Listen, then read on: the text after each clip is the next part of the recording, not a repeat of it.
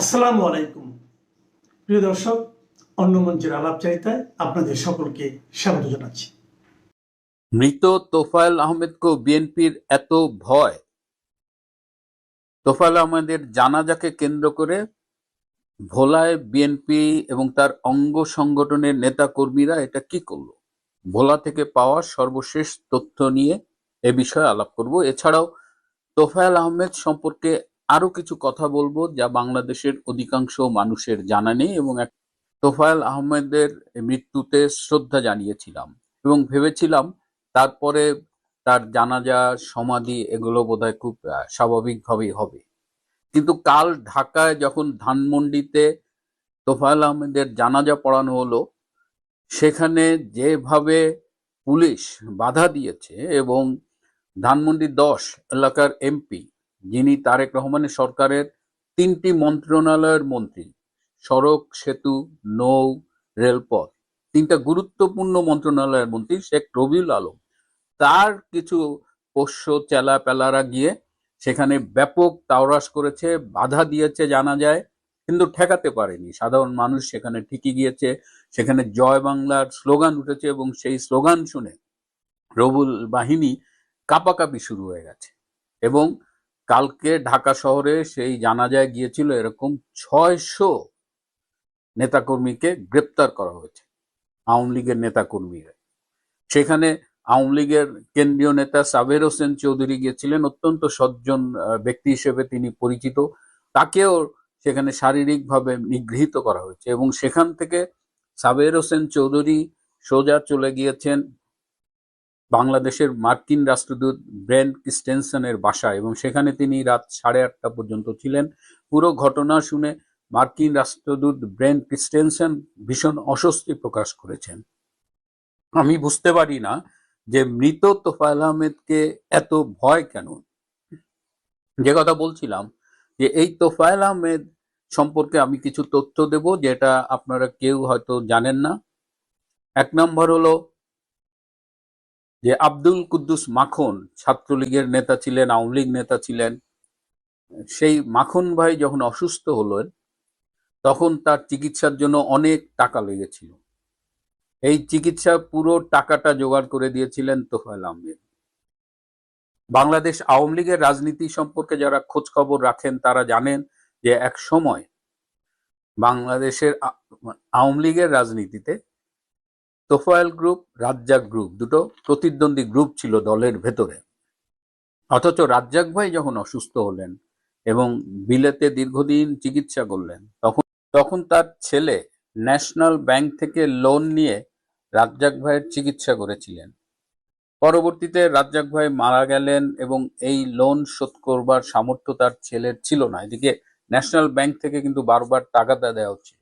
তখন এই তোফায়েল আহমেদ পুরো লোনটা শোধ করেছিলেন।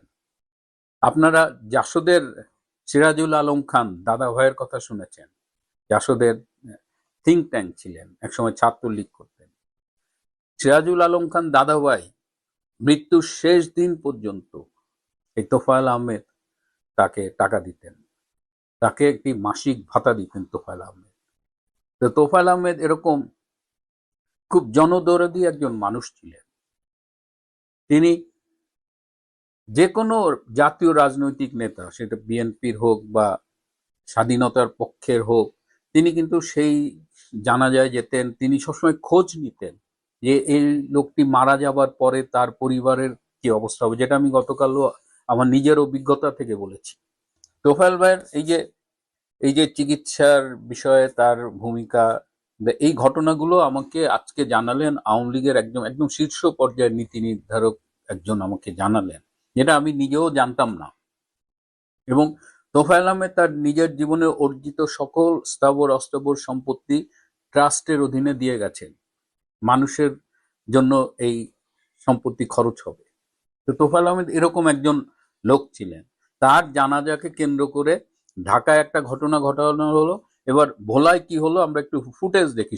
সরকারি স্কুলের মাঠে যে প্যান্ডেল করা হয়েছে সেটি ছিঁড়ে ফেলা হয়েছে, সব গেট ব্লক করা হয়েছে এবং বলেছে ভোলার মাটিতে তোফায়েল আহমেদের জানাজা হবে না।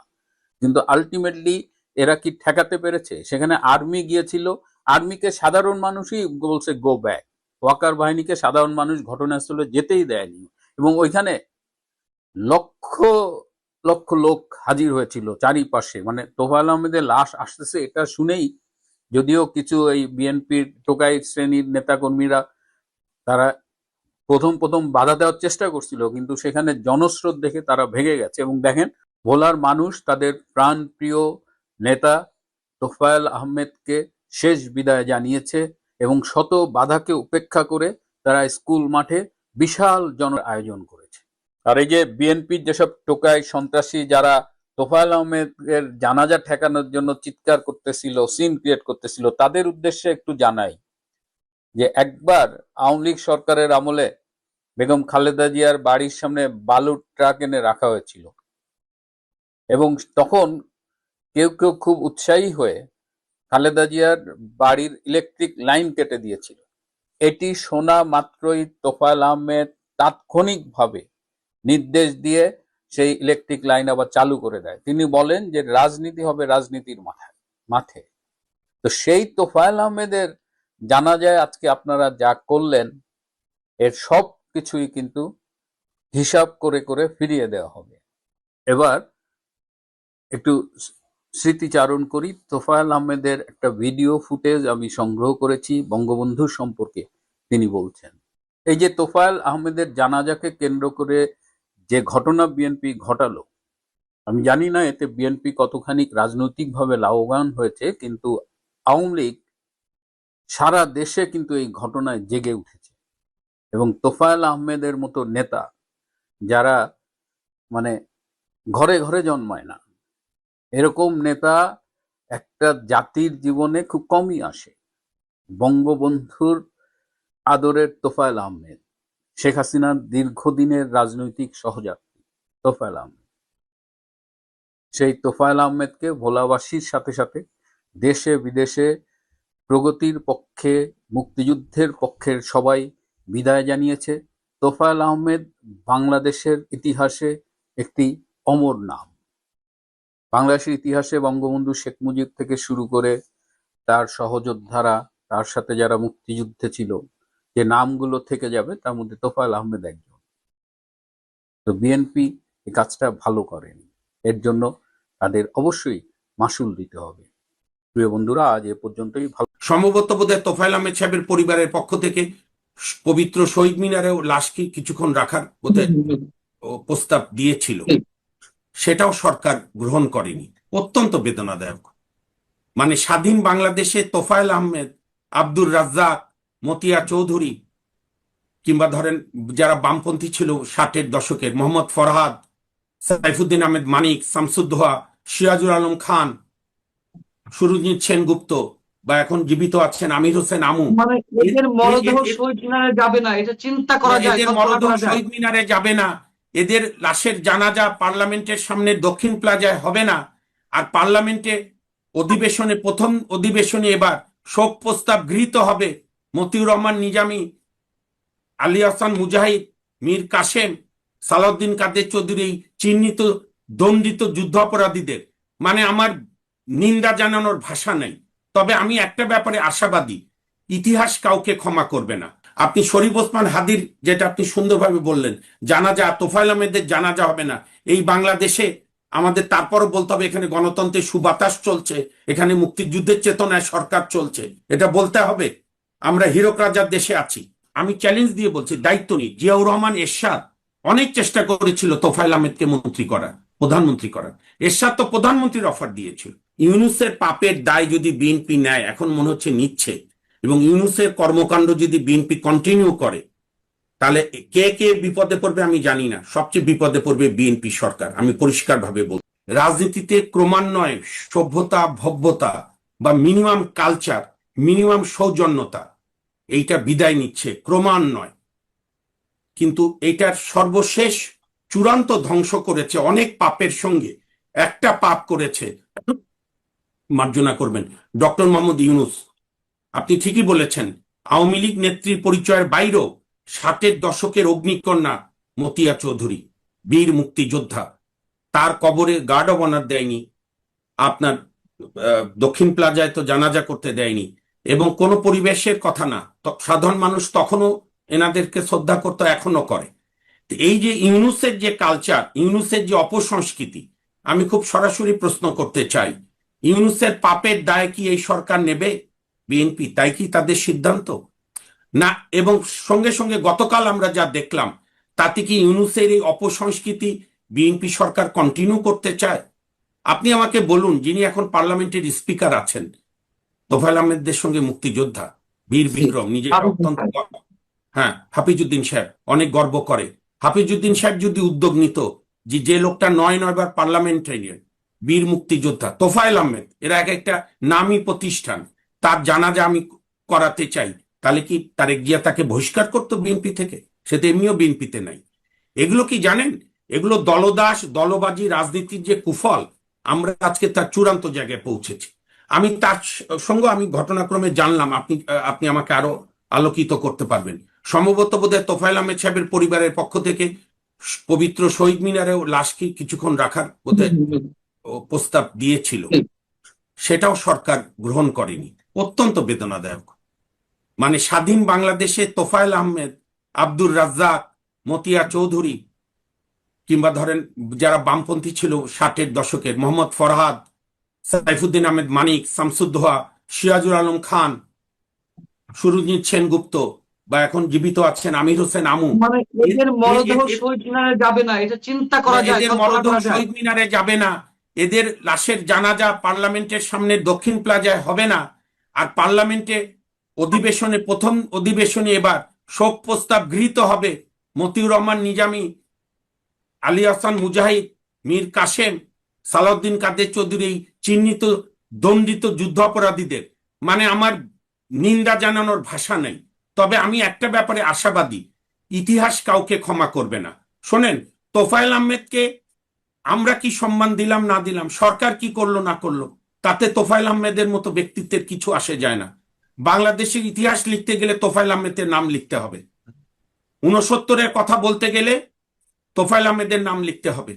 যা আমাদের স্বাধীনতার মহান স্থপতি শেখ মুজিবুর রহমানকে বঙ্গবন্ধু উপাধি দেওয়া, তোফায়েল আহমেদের নাম লিখতে হবে।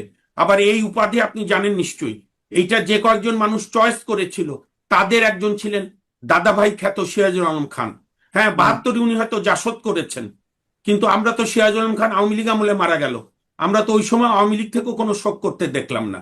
আপনি একটা কালকে টকশো করেছেন যে অভিমানী তোফায়েল ভাই, আপনি কি এটা মনে আছে পান্না ভাই? আওয়ামী লীগ আমলে যখন আব্দুর রাজ্জাক সাহেব মারা গেল, আওয়ামী লীগ থেকে কোনো মাইকিং করেনি, একটা চোঙ্গা ফোকায়নি 20 টাকা দিয়ে রিক্সা ভাড়া করে। তারপরও রাজ্জাক সাহেবের এই আমার হাইকোর্টের, আমি যেখানে আছি পাশে আমাদের ঈদগায় রেকর্ড পরিমাণ মানুষ উপস্থিত হয়েছিল। এখনো আমি মনে করি আমাদের দলীয় রাজনীতির এত সংকীর্ণতা, আওয়ামী লীগ ক্ষমতায় থাকলেও ততটুকু শোক আওয়ামী লীগ করত যতটুকু তাদের হাইকমান্ড অ্যালাউ করে। অর্থাৎ আমরা কেউ আছি মুক্তই হতে পারছি না দলীয় সংকীর্ণতার থেকে, সুপারম্যানকে খুশি করার জন্য বা সুপারওম্যানকে। আর বিএনপি যেটা করলো, এনারা নতুন রাজনীতি শুরু করতে চায়, এনারা সৌহার্দ্যের রাজনীতি। আপনি সব বাদ দেন, বাংলাদেশ মুক্তিযুদ্ধের ইতিহাস লেখা হবে না তোফায়েল আহমেদের নাম ছাড়া। সেই তোফায়েল আহমেদ তো এখন, সেই তোফায়েল আহমেদের আপনি বলেন 15ই আগস্টে বঙ্গবন্ধুর মৃত্যুর পরে তোফায়েল আহমেদ রেখেও পালিয়ে গিয়েছিল ভাই। রাজ্জাক সাহেব জেলে ছিল 32 মাস, তোফায়েল সাহেব ছিল 36 মাস। তোফায়েল সাহেবের মাকে সেনাবাহিনী লাথি মেরে ফেলে দিয়েছিল। তোফায়েল সাহেব কি নির্যাতন, এবং আমি চ্যালেঞ্জ দিয়ে বলছি, দায়িত্ব নেই, জিয়াউর রহমান এরশাদ অনেক চেষ্টা করেছিল তোফায়েল আহমেদকে মন্ত্রী করার, প্রধানমন্ত্রী করার। এরশাদ তো প্রধানমন্ত্রীর অফার দিয়েছিল, তোফায়েল আহমেদের হতে পারতো না? এই যে কত বড় বড় নেতারা হয়েছে না। সেখানে আওয়ামী লীগ 2009 সালে তোফায়েল আহমেদকে, যেহেতু উনি সংস্কারের প্রস্তাব দিয়েছিল, ওনাকে কোণঠাসা করে ওনার বদলে কাকে আনলো ভোলা থেকে, যিনি 18 বছর জাতীয় পার্টি করেছে। তো যাই হোক, এগুলো স্মৃতিচারণ আজকের এই বেদনার দিনে করতে চাই না, কিন্তু আমি মনে করি বাংলাদেশের মানুষ মনে রেখেছে। গতকাল তাকোয়া মসজিদে যে জানাজা হয়েছে এত বাধার মধ্যেও, এবং আমার শুনে আমি ক্ষুব্ধ প্রতিক্রিয়া জানাচ্ছি, ওখান থেকে বোধহয় 2-3 জনকে গ্রেপ্তার করেছে পুলিশ। 15 থেকে 20 জন আটক করা হয়েছে, 15 থেকে 20 জন আটক করা হয়েছে। এর চাইতে বেদনাদায়ক এবং এর চেয়ে নিন্দার।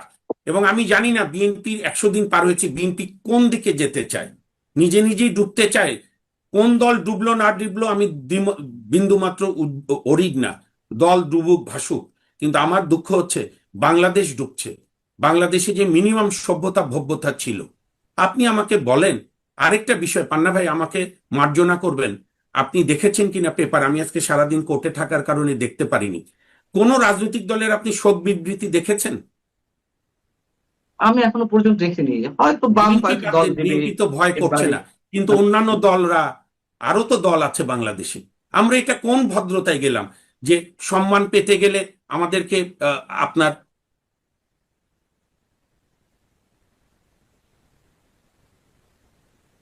ভাই মিউট হয়ে গেছে। মামুন ভাই মিউট হয়ে গেছে। মামুন ভাই শোনা যাচ্ছে না, মিউট হয়ে গেছে, মিউট।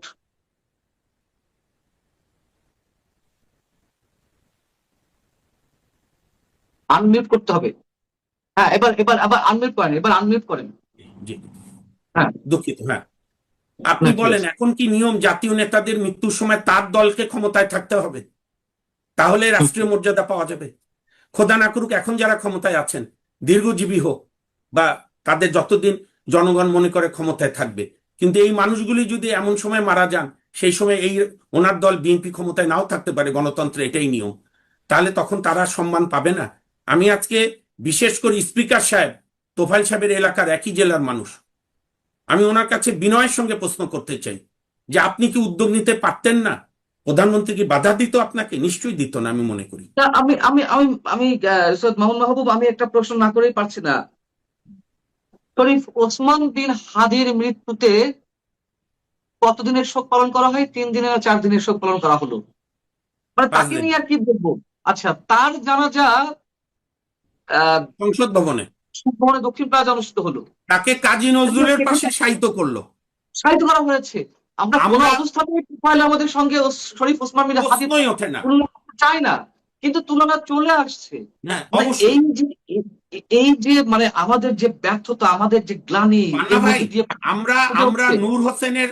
নূর হোসেনের দাফন, নূর হোসেনকেও কাজী নজরুলের পাশে দাফন করিনি, তখন আমরা তরুণ কর্মী ছাত্র আন্দোলনে। জি, আমরা ডাক্তার মিলন 90 সালে ছিল বাংলাদেশের হিরো, ডাক্তার শামসুল আলম জি, মিলন, জি। উনি ওই ঢাকা ইউনিভার্সিটির ওইখানেই মারা গিয়েছিল তদানীন্তন স্বৈরাচারদের গুলিতে। আমরা তো ডাক্তার মিলনকে শায়িত করিনি কাজী নজরুলের পাশে। কাজী নজরুলকে বাংলাদেশে নিয়ে এসেছিল জাতির জনক বঙ্গবন্ধু, আপনি এটা নিশ্চয়ই জানেন। বঙ্গবন্ধু যখন ভারতে ট্যুরে গেলেন, আমি এটা বলতেই চাই, উনি উনি ইন্দিরা গান্ধীকে বলেছিল, আমার 2জন লোককে আমি নিয়ে যাব বাংলাদেশে। ইন্দিরা গান্ধী হেসে বলেছিল কে কে, তো বলছে কাজী নজরুল। ইন্দিরা গান্ধী চিনতেন, বলে আচ্ছা উনি তো এখানেই জন্ম, বলে না উনি বাঙালির কবি।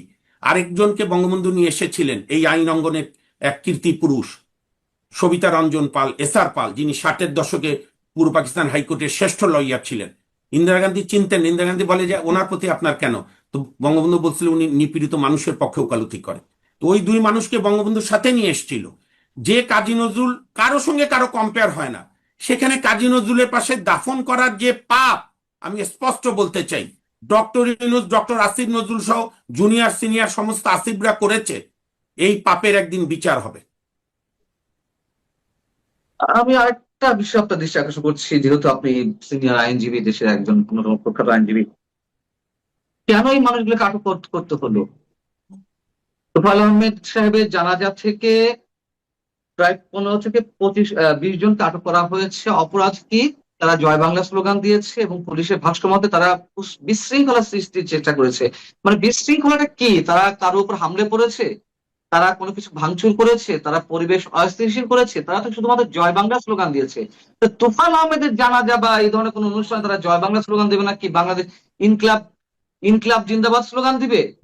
আর এই স্লোগান দেওয়ার অপরাধে একের পর যে এক ঘটনা আমরা দেখতে পাচ্ছি।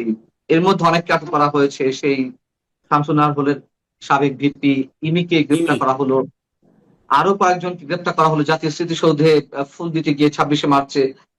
তোফায়েল আহমেদের জানাজা থেকেও কয়েকজনকে আটক করা হলো। আর এইগুলো কি বিএনপির জন্য খুব ভালো হচ্ছে নাকি বিশেষ জি, জি, না আপনার প্রশ্ন। মানে আমি বলছি যে বিশেষ কোনো শক্তি ঘাপটি মেরে আছে কিনা প্রশাসনের মধ্যে, নাকি এগুলো বিএনপি করছে, বিএনপির শীর্ষ নেতৃত্ব ইঙ্গিতে এগুলো হচ্ছে? আমি আমি বিশ্বাস করতে চাই এগুলো করছে এই সরকারের মধ্যে যে গুপ্ত জামাত আছে। এবং আমার আমার যে পড়াশোনা স্টাডি, বা একে অপরকে দেখার সৌভাগ্য। কালকে একটা টক শোতে আমার এক কলিগ বিএনপির সাবেক এমপি উনি বলেছে ওনার দলকে জামাত মুক্ত করতে হবে। তা আমি সেই প্রসঙ্গে গেলাম না। সরকার কালকে যেটি করেছে অত্যন্ত ঘৃণিত কাজ, ন্যাক্কারজনক কাজ। আমি জয় বাংলা স্লোগান দিচ্ছি আপনার সামনে, এবং রাস্তায় আমি ঠিক করেছি এরপরে যে কোনো জাতীয় দিবসে আমরা আমরা যে যাই বিভিন্ন সময় আমরা জয় বাংলা স্লোগান দেব। জয় বাংলা আমার মুক্তিযুদ্ধের স্লোগান, হ্যাঁ, জয় বঙ্গবন্ধু মুক্তিযুদ্ধের স্লোগান না, বঙ্গবন্ধু নিজেও তখন দিতে দেননি। এবং এই প্রসঙ্গে একটা বলে রাখি, বঙ্গবন্ধু বাংলাদেশে ফিরে আসার পর তাজউদ্দিন আহমেদকে পরিষ্কার বলেছিল যে কোনো প্রতিষ্ঠানের নাম আমার নামে রাখবি না, উনি তো তুই করে বলতেন। এবং বঙ্গবন্ধু বেঁচে থাকতে কিন্তু বঙ্গবন্ধুর নামে কোনো প্রতিষ্ঠানের নাম হয়নি। যেটা গুলিস্তানে বঙ্গবন্ধু এভিনিউ, সেটা বঙ্গবন্ধু আসবার আগেই তাজউদ্দিন আহমেদ সাহেবরা সিদ্ধান্ত নিয়ে রেখেছিল। সেখানেও ট্র্যাজেডি দেখেন। আমি সেদিন গুলিস্তানে রমনা ভবনে আমি প্যান্ট শার্ট কিনতে গিয়ে দেখি সেটার নাম রেখেছে আসিফ নজরুলরা আবরার এভিনিউ। কোথায় আবরারের ভূমিকা? আবরারের জন্য দরকার হলে বুয়েটের সামনে রাখেন। বঙ্গবন্ধুর সঙ্গে আপনি আবরারকে কম্পেয়ার করছেন। আপনি শরীফ ওসমান হাদির, যেটা আপনি সুন্দরভাবে বললেন, জানাজা, তোফায়েল আহমেদের জানাজা হবে না এই বাংলাদেশে। আমাদের তারপরও বলতে হবে এখানে গণতন্ত্রের সুবাতাস চলছে, এখানে মুক্তিযুদ্ধের চেতনায় সরকার চলছে, এটা বলতে হবে। আমরা হীরক রাজার দেশে আছি। হীরক রাজা বলেছিল না যে বিদ্যালয় পুড়িয়ে দাও, পুস্তক জ্বালিয়ে দাও, মাস্টারকে হত্যা করো। কেন? এরা যত পড়ে তত কম জানে, তত কম মানে। হীরক রাজা সেই সত্যজিতের ঐতিহাসিক সৃষ্টি, সত্যজিৎ রায়। যত বেশি পড়ে তত বেশি জানে, তত কম মানে। তত কম মানে। তারপরে বলেছিল খেতে নেই, অধিক খেলে ক্ষতি হয়, হীরকের রাজা ভগবান। এই যে তারপরে তো স্লোগান ছিল দড়ি ধরে মারো টান, রাজা হবে খান খান। তো এখন আমি বিএনপি সরকারের কাছে প্রশ্ন করতে চাই। এক হলো, আপনারা দক্ষিণ প্লাজায় জানাজা করার পারমিশন দিলেন না। শহীদ মিনারে আপনার ভয় কি? তোফায়েল আহমেদের লাশ শহীদ মিনারে রাখলে আপনি কি এই ভয় করছেন যে এই যে জামাত এবং জামাতের যে যুব শাখা, ওর নাম কি, এনসিপিরা বেয়াদবি করবে? প্রথম কথা, ওই দুঃসাহস দেখাবে না, দেখালে বাংলাদেশের জনগণ প্রতিরোধ করবে। আপনি তোফায়েল আহমেদকে সম্মান দেবেন না, আপনি বলে দেন যে আপনি মুক্তিযুদ্ধ মানেন না, বলে দেন না ভাই, ক্লিয়ার করে। যেমন আমার জামাতকে একটা প্রসঙ্গে ভালো লাগে, ওরা বলে মুক্তিযুদ্ধ ঠিক হয়নি, সেদিনও বলছে যে এটা ভারতের সঙ্গে যুদ্ধ হয়েছে। বিএনপি সেটা বলুক, তাহলে আমরা বুঝে যাব বিএনপি কি চায়। বিএনপি যদি বলে আমি মুক্তিযোদ্ধার দল, এই তোফায়েল আহমেদ তো, তোফায়েল আহমেদের বাসায় দিনের পর দিন প্রয়াত রাষ্ট্রপতি জিয়াউর রহমান বসে থাকতেন, নানা কাজে যেত, এটা দোষের কিছু না। কারণ তোফায়েল আহমেদ ছিল বঙ্গবন্ধুর রাজনৈতিক সচিব। Ziaur Rahman deputy army chief হিসেবে নানা বিষয়ে যেতেই হতো। এবং আমার বিশ্বাস জিয়াউর রহমান বেঁচে থাকতে তোফায়েল আহমেদকে কোনোদিন অসম্মান করেনি, হয়তো গ্রেপ্তার হয়েছে রাজনৈতিক কারণে। তা আপনি সেই তোফায়েল আহমেদকে সম্মান দেবেন না?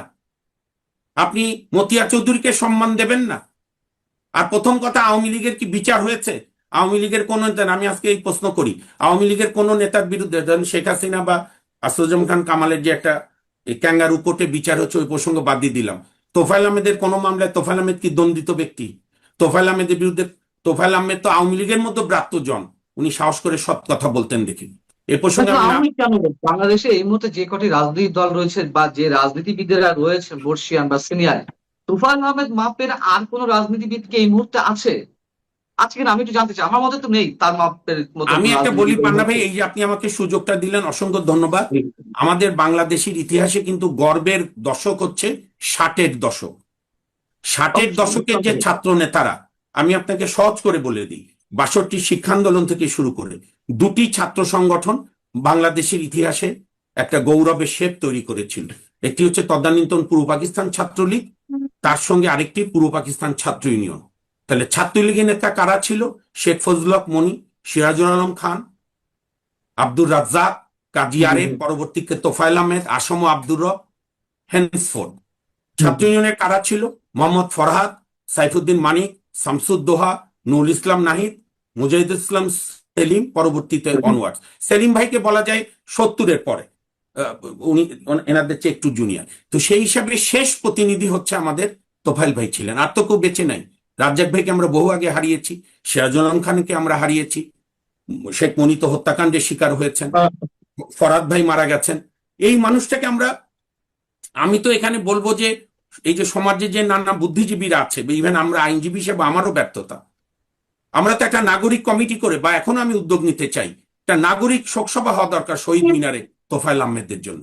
আমি আপনার এই অনুষ্ঠানের মাধ্যমে উদাত্ত খোলা মনে আহ্বান জানাতে চাই, বাংলাদেশে বিশ্বাসী, মুক্তিযুদ্ধে বিশ্বাসী, ৭১-এর গৌরব গাথায় বিশ্বাসী, ৬৯-এর শহীদ মতিউর আসাদের প্রতি ন্যূনতম শ্রদ্ধা যাদের আছে, আসুন আমরা একটা নাগরিক শোকসভা করি তোফায়েল আহমেদের স্মরণে আমাদের পবিত্র শহীদ মিনার, যেটা বাঙালির তীর্থকেন্দ্র অন্যতম। আমরা একটা শোক সভা করি। নিষ্পাদন করা উচিত। আমি আরেকটা প্রশ্ন করতে চাই আপনার কাছে, মানে যে এই যা যা কিছু হচ্ছে ডক্টর ইউনূস সরকারের সময় যা হয়েছে তার অনেক কিছু কন্টিনিউশন এখনো পর্যন্ত রয়েছে, এগুলোর মধ্যে দিয়ে কি বিএনপি খুব বেশি লাভবান হচ্ছে নাকি বিএনপির জন্য বুমেরাং হয়ে উঠতে পারে? আমি পরিষ্কার বলি, দেখেন বিএনপি তো অভিজ্ঞ রাজনৈতিক দল, তাদেরটা তারা ভালো বুঝবেন। আমরা একজন নাগরিক হিসাবে মনে করি ইউনূসের পাপের দায় যদি বিএনপি নেয়, এখন মনে হচ্ছে নিচ্ছে, এবং ইউনূসের কর্মকাণ্ড যদি বিএনপি কন্টিনিউ করে, তাহলে কে কে বিপদে পড়বে আমি জানি না, সবচেয়ে বিপদে পড়বে বিএনপি সরকার, আমি পরিষ্কারভাবে বলছি। কারণ দেয়াল লিখন ক্ষমতায় থাকলে বোঝা যায় না, একটা চশমা চলে আসে ক্ষমতার। আমি সারা দেশে মানুষের যে ক্ষোভ দেখছি, পান্না ভাই আপনাকে আমি একটু বিনয়ের সঙ্গে স্মরণ করাই, ইউনূস তো রাষ্ট্র ক্ষমতা ছাড়ার আগে পরে বহুবার বিদেশ গেছে, কোনোবার এত প্রশ্ন উঠেছিল ভাই? আর এবার যে সে গভীর রাতে তুরস্ক, টার্কিশ এয়ারওয়েজে আপনার কোথায় প্যারিসে গেল, ইভেন বাংলাদেশের সমস্ত মিডিয়া বলল উনি কি আর ফিরবে, উনি কি ভয় পেয়ে চলে গেল? এই ক্ষোভ যদি বিএনপি বুঝতে না পারে, আমার ধারণা বুঝতে পারছে, কিন্তু বিএনপি কি রাজনৈতিক কৌশল নিচ্ছে, আমি এখনো প্রত্যাশা করি বিএনপি জনগণের দিকে থাকুক। কিন্তু তিনি ফিরলে আরো বরং শক্তিশালী হয়ে ফিরবেন, ডক্টর ইউনূস হ্যাঁ, যদি সেটাই ফেরেন, তার হয়তো আরো বেশি শক্তিশালী হয়ে ফিরবে এরকম একটা বলা হচ্ছে। শক্তিশালী হয়ে ফেরা মানে তাহলে অপশক্তি শক্তিশালী হবে, বাংলাদেশ বাংলাদেশ আক্রান্ত হবে। কারণ ইউনূস সাহেব 18 মাসে যে বাংলাদেশ উনি দেখিয়েছেন, মানুষের কিন্তু একটা মোহভঙ্গ হয়েছে, নালে কিন্তু একটা ওই থাকে না, যে মাছ ধরা না পড়ে মনে হয় সবচেয়ে বড় মাছ সে, যখন আপনি জাল দিয়ে মাছ ধরবেন, যে মাছটা ধরা না পড়ে মনে হয় যে ওইটাই ছিল বড় মাছ। তো মানুষের একটা ভুল আইডিয়া ছিল অনেকের, সবার, যে ইউনূস সাহেব দায়িত্ব নিলে বাংলাদেশ নাকি দুধের নহর বইয়ে যেত। ওইটাই বাদ, বরং বাংলাদেশকে উনি পাকিস্তানের দিকে ধাবিত করেছে, মবক্রেসি আমদানি করেছে, জাতীয় বীরদেরকে অপমান করা, এবং আরেকটি অপরাধ শিশু হত্যার মতো, এই যে হামে টিকা না কিনে শিশুদেরকে মরতে বাধ্য করা। আমরা শেষ করবো অনুষ্ঠান, তার আগে আরেকটা বিষয় খুবই সেন্সিটিভ, এবং আমাদের রাজনীতি কোন দিকে যাচ্ছে, কতটা বিকৃত মানসিকতা পোষণ করছে, সে যে দলই হোক, সেটি আওয়ামী লীগ হোক, জামাতে ইসলামী হোক, কিংবা বিএনপি হোক, আমি সবার উদ্দেশ্যেই বলছি, দেখবেন যে বিরোধী দলের কেউ মারা গেলে, সেটি সিনিয়র হোক জুনিয়র হোক, অপোজিট দল থেকে যেভাবে এইসব মৃত্যুকে কেন্দ্র করে তুচ্ছ তাচ্ছিল্য স্ল্যাং ইউজ করা, সেই ব্যক্তি সম্পর্কে আলহামদুলিল্লাহ বলা, মাশাল্লাহ সুবহানাল্লাহ, এই যে যে একটা ভয়ঙ্কর অপসংস্কৃতি, একটা ঘৃণার প্রচন্ড বহিঃপ্রকাশ একজনের প্রতি আরেকজনের। আমরা তোফায়েল আহমেদের ক্ষেত্রে দেখলাম এর আগে, আমি নিশ্চয়ই তোফায়েল ভাইয়ের সঙ্গে কারোর সঙ্গে তুলনা করতে চাই না, জাস্ট এক্সাম্পল দেওয়ার জন্য বলছি, এর আগে কারিনা নামে একটা মেয়ে মারা গেল, সেই জুলাই যোদ্ধা ছিল না কি ছিল, তাকে নিয়ে অনেক ধরনের আজে বাজে কথা বলা হয়েছে। এর আগে আবার আওয়ামী লীগে কেউ মারা গেলে তার সম্বন্ধেও জামাত কিংবা বিএনপির পক্ষেও অনেক পক্ষ থেকে অনেক ধরনের আজে বাজে কথা বলা হয়েছে, এনসিপির পক্ষ থেকে আজে বাজে কথা বলা হয়েছে। ঠিক তোফায়েল ভাইয়ের ক্ষেত্রেও আমি সেই ধরনের মানে জঘন্য কুৎসিত সব মন্তব্য ফেসবুকের বিভিন্ন জায়গায় বিভিন্ন প্রোফাইল থেকে দেখলাম। এই ঘৃণার চাষ কেন হলো, আর এটি কতদিন চলবে, আমরা আমাদের এটা কোথায় নিয়ে আমি- যাবো? জি, আমি বলি, এটা আমিও লক্ষ্য করেছি বেশ কিছুদিন ধরেই, এই অসভ্য বাংলাদেশ আমরা চাই না। আমাদের বাংলাদেশের একটা নর্মাল ভদ্রতা আছে, পাড়ার যে লোকের সঙ্গে আপনার সারা জীবনের শত্রুতা, মামলা আছে, আপনাকে গ্রেপ্তার করিয়েছে, তার জানাজা কিন্তু ওই পাড়ার লোকটা প্রথম পড়তে যায়। আমরা আমাদের মুসলমান ধর্ম অনুযায়ী কেউ মারা গেলে আমরা জানাজায় যাই। তোফায়েল আহমেদ সাহেব কিনা, আমি অবশ্য একটা মানসিক যন্ত্রণা থেকে বেঁচে আছি পান্না ভাই। ওই আমি একবার একটা ফেসবুক খুলেছিলাম, একটা মন্তব্য করেছিলাম, আওয়ামী লীগ আমলে আমাকে এই জন্য কন্টেম করেছিল তদানীতন অ্যাটর্নি জেনারেল চিফ জাস্টিস মিলি। তারপর যে আমার মেয়ে বাধ্য করেছিল যে আব্বু তুমি আর ফেসবুক চালাও না, তো এই একটা ভালো সিদ্ধান্ত এসে আমি নিউসেন্স দেখতে হয় না। কিন্তু আমি বলছি এই যে অপসংস্কৃতি, এই শোনেন, তোফায়েল আহমেদের মৃত্যুতে খুশি হবে কারা?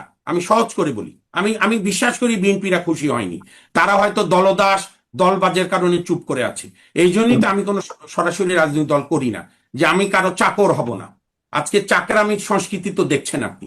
কিন্তু তোফায়েল আহমেদের মৃত্যুতে খুশি হবে স্বাধীনতা বিরোধী জামাত, কারণ তাদের স্বপ্ন চুরমার করে দিয়েছিল তোফায়েল আহমেদ, রাজ্জাক সাহেব, সিরাজুল আলম খান থেকে শুরু করে বঙ্গবন্ধুর নেতৃত্বে, তাজউদ্দিন আহমেদের যৌথ নেতৃত্বে।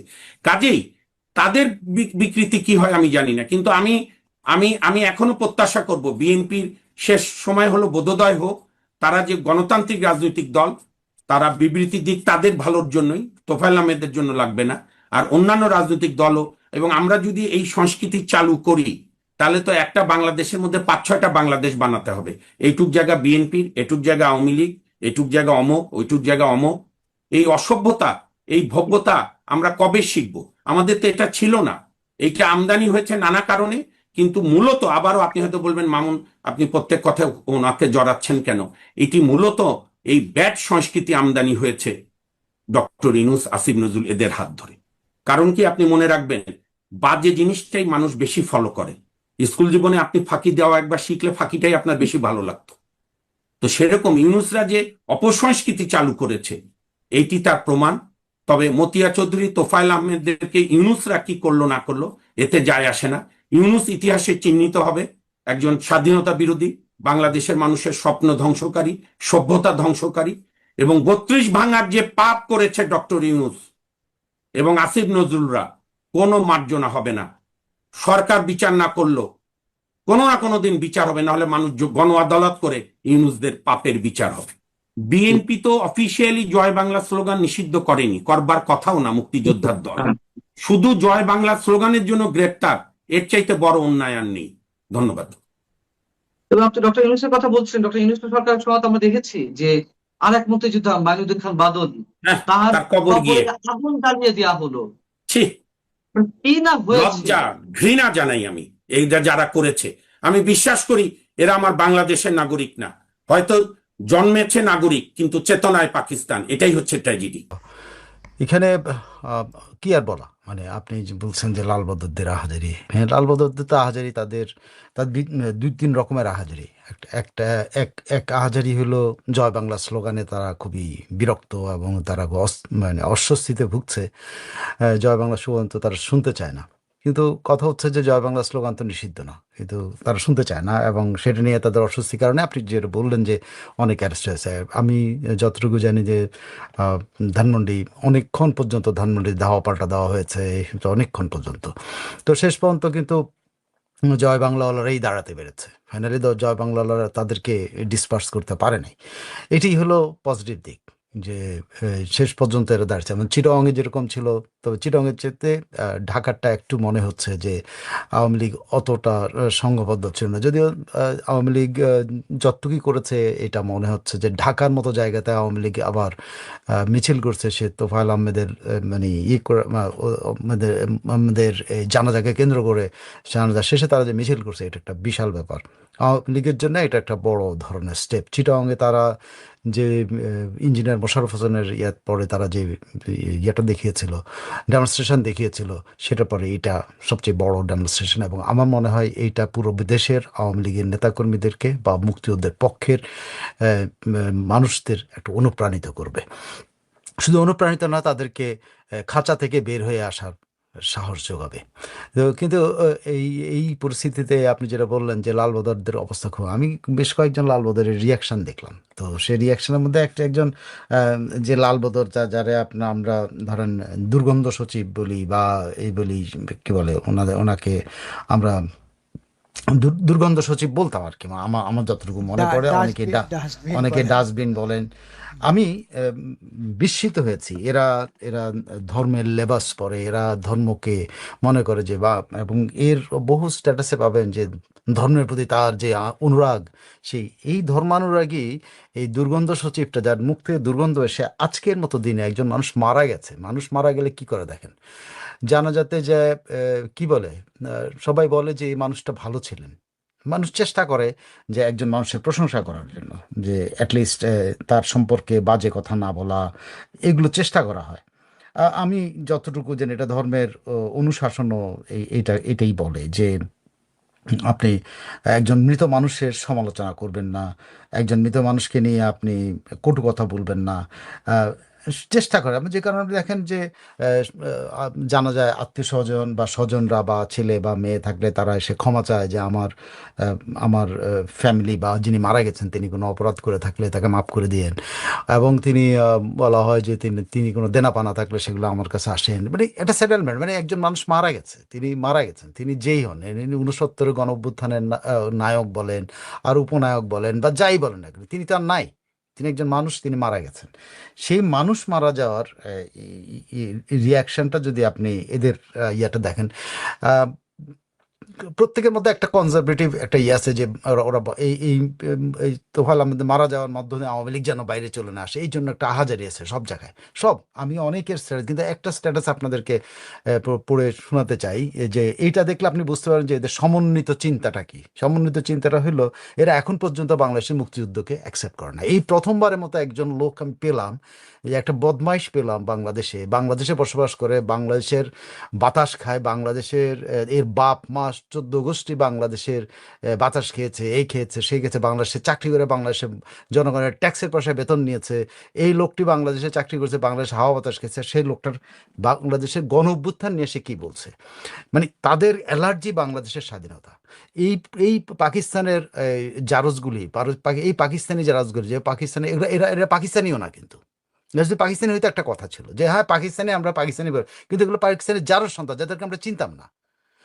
এর এই আজকের স্ট্যাটাসের মধ্যে দিয়ে আপনি এই এই এই জারজটার আরেকটা পরিচয় পাওয়া গেলে, এটা শুধু আমি তো একদিন দুর্গন্ধ বলতাম, এখন একে পাকিস্তানি জারজ সন্তান বলা ছাড়া এদের কোনো উপায় নেই আর কি। কেমন দেখেন, শুনুন সেই পাকিস্তানি জারজ সন্তানটা কি বলছেন। বলছে তোফায়েল আহমেদ, তিনি আবার বাংলায় লিখতে পারেন না, তিনি আংরেজ সাংবাদিক ছিলেন, তিনি আংরেজিতে লিখছেন, তো আমি আংরেজিটা একটু অনুবাদ করে দেওয়ার চেষ্টা করি, উনি যদিও অনেক কঠিন কঠিন করে, কঠিন বাঙালিরা আবার যখন লেখেটাকে তখন কঠিন শব্দ দিয়ে লেখে যাতে পাবলিক বুঝতে না পারে, তো আমারও তাই মনে হচ্ছে, আমি মাঝে মধ্যে বুঝতে পারি নাই। তা ওনার ইংরেজি অত্যন্ত শক্তিশালী, ইংরেজদের থেকেও শক্তিশালী, যে কারণে আমার দাঁত টাত ভেঙে গেছে আর কি ওনার ইংরেজি বুঝতে। তারপর দেখেন এরা যে পাকিস্তানের জারজ সন্তান, পাকিস্তানিদের এরা যে বাঙালি রক্তের মধ্যে বাঙালি রক্তকে দূষিত করছে, এটার প্রমাণটা দেখেন একদম ভেরি ফার্স্ট সেন্টেন্স সে বলছে, তোফায়েল আহমেদ ওয়াজ অ্যাবভ অল এ সার্ভাইভার, একদম উনি বেঁচে গেছেন আর কি, একদম বেঁচে গেছেন, in the treacherous terrain of Bangladeshi politics. Treacherous বলতেছে বাংলাদেশের পলিটিক্স হলো ট্রেচারাস, বাংলাদেশের যে ট্রেচারি করা, মানে কি বলে এটাকে, এটা কি বলে বলো না, মির্জাফরি করা, মির্জাফরি রাজনীতির, বাংলাদেশের মির্জাফরি রাজনীতির আহ, তিনি একজন স্টেলার ছিলেন, মিথোলাইজড করছেন কি 1969-এর মাস আপরাইজিং, ওটা নাকি এটা ট্রেচারাস ইয়ে কি বলে টেরেইন বাংলাদেশে, মানে এটা হলো বাংলাদেশ বেইমানি করছে কারোর সাথে, মানে 69-এ উনি কিন্তু বেইমানি, এই ইঙ্গিতটা উনি করেছেন যে 69-এরও বেইমানি করা হয়েছে বাংলা, মানে পাকিস্তানের বিরুদ্ধে যাওয়া হয়েছে, এবং 69-এর মাস আপরাইজিংকে উনি বলছেন এটাকে অহেতুক, এটাকে বড় করে দেখানো হয়েছে, মিথোলাইজ করা হয়েছে। হ্যাঁ, উনি ওনার ভাষ্য অনুসারে এই বদমাইশটা এই কথাগুলো লিখেছে। আমি তাকে বদমাইশ না বলে পারলাম না, সেও আমার গালি দিবে নিশ্চয়ই, কিন্তু আমি তাকে না বলে পারলাম। আমি সাধারণত কাউকে গালি দিই না, কিন্তু আমার মুখ থেকে এখন এই জারজ এবং বদমাইশ ছাড়া আর আমার অন্য কোনো ভাষা, তার জন্য ভালো ভাষা মানে আমার কাছে আর নাই। আর আমি আর এর সাথে কঠিনগুলো বলতে পারি না, কিন্তু এইটা পর্যন্ত বলতে পারি। সে বলতেছে যে এইটাকে মিথোলাইজড করেছে, মানে এটা বড় করে দেখানো হয়েছে, বাংলাদেশে গণ অভ্যুত্থান নাকি বড় কিছু ছিল না, 1969 গণ অভ্যুত্থান বড় কিছু না, এবং ট্রেচারাস টেরেন বাংলাদেশের পলিটিক্সের, এই 69 নাকি বাংলাদেশের ট্রেচারাসের, বাংলাদেশ যে মির্জাফরে টেরেন, মানে পাকিস্তানের সাথে বাংলাদেশ মির্জাফরি করছে, এটা সে বুঝে চেয়েছে। সেখানে সে বলতেছে কি, আরো বলছে, while historian still debate the true scale of the movement and its actual efficacy in ousting general Ayub Khan. বলছে যে হিস্টোরিয়ান নাকি এখনো ডিবেট করে যে 69-এর গণ অভ্যুত্থান আসলে এত বড় ছিল কিনা, হিস্টোরিয়ান নাকি এখনো বিতর্ক করে এটা নিয়ে, এটা নাকি এবং এটাই কি আসলে আইয়ুব খানকে ক্ষমতাচ্যুত করেছিল, এটা নাকি প্রশ্ন করে কোন হিস্টোরিয়ান, এই বদমাইশ কোন হিস্টোরিয়ানের লেখাপড়ে, এবং এই বদমাইশটাকে সামনে পাইলে এটা চড়ানো ছাড়া আর কিছু নাই, যে সে কোন হিস্টোরিয়ানের উদাহরণ দিতে পারবে, যে ওই হিস্টোরিয়ানরা বলতে পারে যে 69-এর গণ অভ্যুত্থান নাকি মানে বড় করে দেখানো হয়েছে, 69-এর গণ অভ্যুত্থান নাকি এটা ট্রুলি আসলে আইয়ুব খানকে উৎখাত করছিল কিনা এটা নিয়ে সন্দেহ আছে, এরা নাকি হিস্টোরিয়ানরা এখনো ডিবেট করে। এই বদমাইশটা কোন হিস্টোরিয়ানে যায়, সেই হিস্টোরিয়ানটা বের করে ওর হিস্টোরিয়ানের কাপড় চাপড় খুলে ফেলানো উচিত, যদি কোন হিস্টোরিয়ানটা লিখে থাকে, সে যাকে উদাহরণ দিতে চায় সে লোকটার নাম যদি সে বলে, ওর তো কাপড় চাপড় খোলা উচিত, ওরে কাপড় চোপড় খুলে ওরে পাকিস্তানে পাঠানো উচিত। ওরে কাপড় চোপড় সহ, বাংলাদেশের কাপড় চোপড় সহ ওরে বাংলাদেশের তৈরি কোনো কাপড় চোপড় পরায় ওরে কিন্তু বাংলাদেশে থাকতে দেওয়া উচিত না। ওরে কাপড় চোপড় খুলে বাংলাদেশের যা কিছু আছে ওটা রেখে দিয়ে ওরে পাকিস্তানের বিমানে করেও না, পাকিস্তানি ইন্টারন্যাশনাল এই যে এয়ারলাইন্স আছে ওইটার প্লেনে করে তার উঠায় দেওয়া হচ্ছে। এই বদমাইশ বাংলাদেশের গণ অভ্যুত্থানকে কোশ্চেন করেছে, তোফায়েল আহমেদকে কোশ্চেন করার ব্যাপার না। তোফায়েল আহমেদ উনি বলছেন যে এটা তো আমার কোনো ব্যাপারই না সে একটা। এবং 69-এর গণ অভ্যুত্থান নাকি বাংলাদেশের ট্রেচারাস ট্রেন, পলিটিক্সের ট্রেচারাস ট্রেন সে বলছে। এবং আবার বলছে এটা কোনো বড় কিছু না, এটাকে হিস্টোরিয়ানরা এখন ডিবেট করে এটা আসলে অত বড় কিছু ছিল কিনা, এবং এই আন্দোলনের মাধ্যমে কি আসলে এই আইয়ুব খান পদচ্যুত হয়েছিল না। ভাই কোন হিস্টোরিয়ান পৃথিবীতে আছে? ও তো কোন হিস্টোরিয়ান উদাহরণ দেয় আমি জানি না। আমি এখন পর্যন্ত যতটুকু আমি দেখেছি, আমার জীবনে যতটুকু দেখা হচ্ছে, আমি অনেক কিছুই দেখি না, হয়তো 10% দেখি। সেই 10% মধ্যে আমি একজন হিস্টোরিয়ান আমি পাই নাই যে হিস্টোরিয়ান প্রশ্ন করেছে যে 69-এ গণ অভ্যুত্থান ছিল একটা সাধারণ বিষয়। ওই একজন হিস্টোরিয়ান প্রশ্ন করেছে 69-এর গণ অভ্যুত্থানের কারণে আইয়ুব খান পদত্যাগ করেনি। আমি এটা শুনি নাই, পড়িও নাই কোনোদিন। কিন্তু এই বদমাশটা কোথা থেকে জানো যে, এবং ওদের পাকিস্তানি বাপদাদারা পাকিস্তানি বাপদাদারা, ওর আসল বাপমাকে আমি এটা নিয়ে যথেষ্ট এখন সন্দেহ আছে, এর আসল বাপমা আসলে বাঙালি কিনা, এবং এই বাপমার আসলে সে সন্তান কিনা। কেন এই বাপমাও যদি বেঁচে থাকতো এরে কিন্তু এখন ত্যায্য করার মতো অবস্থা। কিন্তু বাপমা কিন্তু লজ্জা পাইতো যে আমার সন্তান এই কথাবার্তা বলে। যে বাবা বাংলাদেশ স্বাধীন হওয়ার পর বাংলাদেশে চাকরি করে খাওয়ায়া দাওয়ায় এরে বড় করছে, এর গায়ে মাংস ফ্রকচুর, এর লেখাপড়া করেছে, বাংলাদেশের প্রাইমারি স্কুলে লেখাপড়া করছে, বাংলাদেশের হাই স্কুলে লেখাপড়া করছে, বাংলাদেশের ইউনিভার্সিটিতে পড়াশোনা করছে, বাংলাদেশের মানুষের টাকায় ট্যাক্সের পয়সায় বদমাইশ পড়াশোনা করছে, এবং বাংলাদেশে সে অবস্থান করে বাংলাদেশে থেকে সে বিভিন্ন পত্রিকায় চাকরি করছে বা এজেন্সিতে চাকরি করছে বাংলাদেশে বসে। এই বদমাশটারে পাকিস্তান পাঠানো উচিত। আমি মনে করি এই বদমাশটারে খুঁজে বাইর করে, যেখানে আছে খুঁজে বাইর করা, ওর পিঠার চামড়া উঠায় ফেলানো উচিত, যে বাংলাদেশের গণ অভ্যুত্থানকে নিয়ে কোশ্চেন করে। বাংলাদেশের তোফায়েল আহমেদের নিয়ে কোশ্চেন করতে চাইছে, তোফায়েল আহমেদের নেই, কিন্তু বাংলাদেশের গণ অভ্যুত্থান 69-এর গণ অভ্যুত্থান নিয়ে কোশ্চেন করে। সে 69-এর গণ অভ্যুত্থানকে সে করছে। তারপরে সে যেটা বলছে, ইতিহাসের এই ডিবেটগুলো থাকতে পারে, যেটা সে বলছে যে সেখানে কি বলে, এটা অনেকেই বলে যে রক্ষী বাহিনী গঠন করা হয়েছিল, নটোরিয়াস রক্ষী বাহিনী গঠন করেছেন। রক্ষী বাহিনী নটোরিয়াস না, এটা ইতিহাস অনেক কিছু করবে, সেটা তার ব্যাপার। সে তার একটা হোলসেল কথা, সে নিজে বলতেছে যে রক্ষী বাহিনীকে হোলসেল স্লটার করছে পুরা বাংলাদেশের মানুষের উপরে। বিশেষ করে জাসদের লোকরাও কিন্তু এই কথাগুলো অত ওইভাবে বলে না, এখন আর বলে না। ঠিক আছে, হ্যাঁ। তারপরে সে বলতে যাচ্ছে সে নাকি তোফায়েল আহমেদ নাকি 1970-এর পরে নাকি পলিটিক্সে রিহ্যাবিলিটেট হয়েছে। সে বলতে চাইছে তারে নাকি কোন অথর বলছে, ইন্ডিয়ান অথর, নামটাও কিন্তু উল্লেখ করে না, কোন ইন্ডিয়ান অথর এই বদমাশটার কাছে বলছে যে ইন্ডিয়ান অথরদের সাথে ওনার খুব খাতির আছে। কোন ইন্ডিয়ান অথরের সাথে ওনার খাতির আছে আমার যথেষ্ট সন্দেহ। এর সাথে কোনো ওইখানে ওই যে কি বলে ওই যে বলো না, চটি পুস্তকের কোনো অথরের সাথে হয়তো দেখা হয়ে থাকতে পারে। সেই ইন্ডিয়ান অথর নাকি তাকে বলছে যে কি তার বলছে যে তাকে কি বলে, দাঁড়ান, ইন্ডিয়ান অথর তাকে বলছে যে তাকে নাকি সার্পেন্ট ইন দ্য গ্রাস, মানে ঘাসের নিচে যে পোকামাকড় থাকে তাকে বা আপনি যে সাপ খোপ থাকে, এই সার্পেন্ট তাকে নাকি ঘাসের নিচে লুকিয়ে থাকা সাপ উল্লেখ করছে সে নাকি, সে নিজে থেকেই বলছে। হ্যাঁ, যে তাকে এটা উল্লেখ করছে। হ্যাঁ, তোফায়েল আহমেদের 1975-এর ভূমিকা নিয়ে অনেকে অনেক প্রশ্ন করেছে, অনেকে এটা নিয়ে তোফায়েল আহমেদ নিজে উত্তর দিয়েছেন অনেক কিছু, কিন্তু ইনি বলছেন তাকে কি ইন্ডিয়ান অথর বলছে যে তিনি এই যে 75-এর কিলিংয়ের সাথে তার জড়িত থাকার, এবং সে সার্পেন্ট ইন দ্য গ্রাস ছিল। কোন ইন্ডিয়ান অথর তাকে বলছে সেটা আমি জানি না। তবে তোফায়েল আহমেদ নিয়ে এই আলোচনাগুলো অবশ্যই আছে পলিটিক্যাল অঙ্গনে, যে 1975 সালের ওনার রক্ষী বাহিনীকে মোবিলাইজ করার ব্যাপারে ওনার যে ভূমিকাটা, ব্যর্থ ভূমিকাটার জন্য কঠোর সমালোচনা করা হয়। সেরকম তো আব্দুর রাজ্জাককেও নিয়ে করা হয়, কিন্তু তাকে বঙ্গবন্ধু কিলিংয়ের সাথে বলছে জড়িত। এবং তিনি মানে আপনি যদি বলতে পারেন যে মানে পুরা তার স্ট্যাটাসটার মধ্যে, এই বদমাইশটার স্ট্যাটাসটার মধ্যে আমার সবচেয়ে খারাপ তোফায়েল আহমেদের, সে কোশ্চেন করছে, অমুক করছে, তমুক করছে, ঠিক আছে, সে করতে পারে, সে বিভিন্ন রাজনৈতিক বক্তব্য, কিন্তু একজন সাংবাদিক সে কোনো এক হিস্টোরিয়ানের কোনো এক অজ্ঞাতনামা হিস্টোরিয়ানের ইয়ে দিয়ে সে মন্তব্য করতেছে। তারপরে উনি নিজে থেকে কোন হিস্টোরিয়ানরা নাকি এখন বাংলাদেশে গণ অভ্যুত্থান নিয়ে 69 গণ অভ্যুত্থান নিয়ে কেমন কোশ্চেন করে, এটা আসলে এত বড় মাপের কিছু ছিল না, এটা বাড়ায় বাড়ায় বলা হয়। যেন ওনারা তো বিশ্বাস করে বাংলাদেশে 30 লাখ লোক মারা যায়নি, তারা এটা নিয়ে ডিবেট করে, এই বদমাশরাই করে। সো দুঃখজনক হলো লাল বদররা কিন্তু মানে দেখেন তোফায়েল আহমেদ মারা গেছেন, কিন্তু তোফায়েল আহমেদের মৃত্যুর সুযোগ নিয়ে তারা কিন্তু আবার ঘুরে ফিরে কিন্তু বাংলাদেশের মুক্তিযুদ্ধকে কোশ্চেন করতেছে, বাংলাদেশের গণ অভ্যুত্থানকে কোশ্চেন করতেছে। এই বদমাশগুলো, এই বদমাশগুলোকে আমরা কিন্তু আমাদের ঘরের ভিতরে রেখে দুধ কলা দিয়ে খাওয়াইছি, পোষাইছি, আদর করছি, যত্ন করছি। এদের পাশে লাথি মারাতে আমাদের উচিত ছিল, কিন্তু আমরা তাদের পাশে লাথি মারি নাই।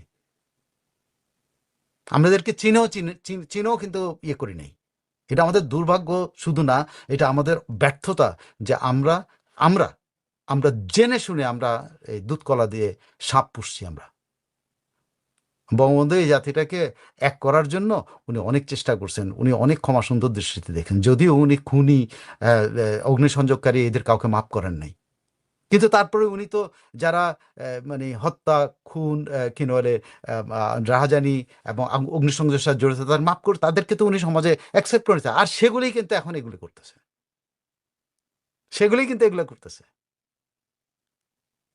এই বদমাশদের সন্তানগুলি এগুলো করছে। আমি শিওর যে এর বাপ মুক্তিযুদ্ধের সময় এর বাপ ইয়েতে চাকরি করতো, ওর বাপ যে সেক্রেটারি চাকরি করতো, আপনি নিশ্চিত থাকেন এর বাপ মুক্তিযুদ্ধের পক্ষের লোক ছিল না। ওর বাপ ওই পাকিস্তানের ওই সময়টাকে ওখানে চাকরি করতো, ও ওই কোলাবোরেটর ছিল, কনফার্ম, একদম এটা আমি 100% কনফার্ম।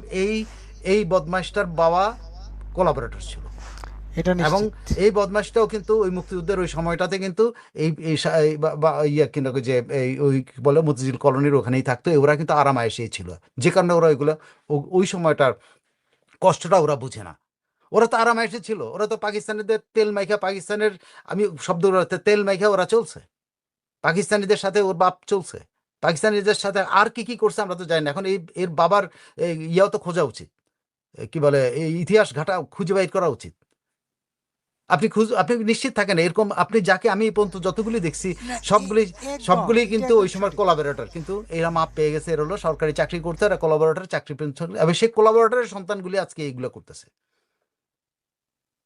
আমাদের এখন বর্জন করার সুযোগ আসছে। আমি মনে করি এর যেখানে পাওয়া যায় এটা তুলোধনা করেছে, এর একেবারে এর যেখানে পাওয়া যায় এর কাপড় চোপড় খুলে ফেলানো উচিত। এর কাপড় চোপড় খুলে সোজা নিয়ে পিআই এর প্লেনে, এর বাংলাদেশে বিমানে করে না, পিআই এর প্লেনে করে এর কাছে, এবং এর পরিবার শুদ্ধা।